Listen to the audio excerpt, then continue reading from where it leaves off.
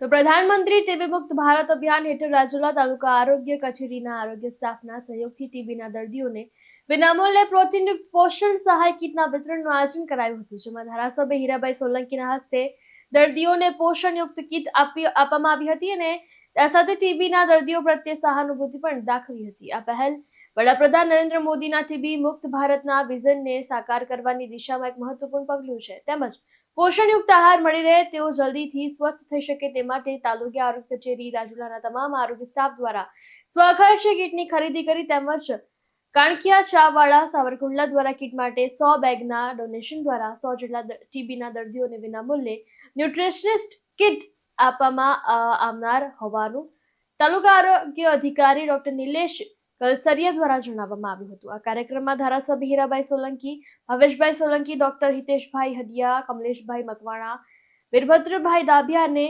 શિકલભાઈ બલદાણિયા તેમજ સરપંચશ્રીઓ, ગ્રામજનો અને આરોગ્ય સ્ટાફ ઉપસ્થિત રહ્યા હતા. ઇમરાન શેખ સાથે ચક્રવાત ન્યૂઝ, જાફરાબાદ.